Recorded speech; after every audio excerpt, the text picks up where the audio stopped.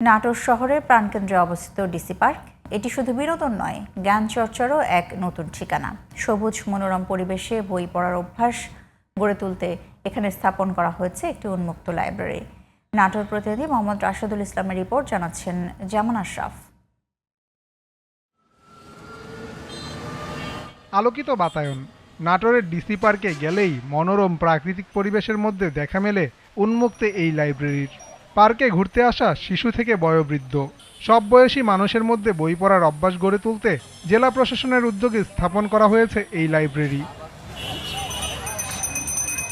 ভ্রমণের আনন্দের সঙ্গে জ্ঞানের আলো ছড়িয়ে দিচ্ছে উন্মুক্ত এই লাইব্রেরি। জেলা প্রশাসনের এমন উদ্যোগকে সাধুবাদ জানিয়েছেন স্থানীয়রা। ঘুরতে এসেও যে আসলে জ্ঞান আহরণ করা যায়, এটা খুবই ভালো একটি উদ্যোগ।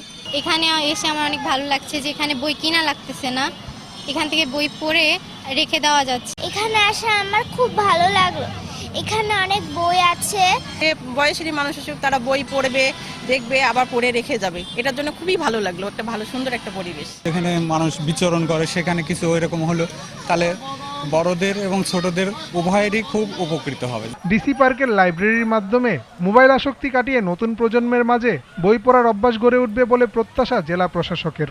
উন্মুক্ত লাইব্রেরি এর মাধ্যমে জ্ঞানের চর্চা হচ্ছে, সততার চর্চা হচ্ছে এবং বর্তমান সময়ে শিশুরা যে মোবাইলের আসক্তির তৈরি হয়েছে সেটি থেকেও দূরে থাকা সম্ভব হবে।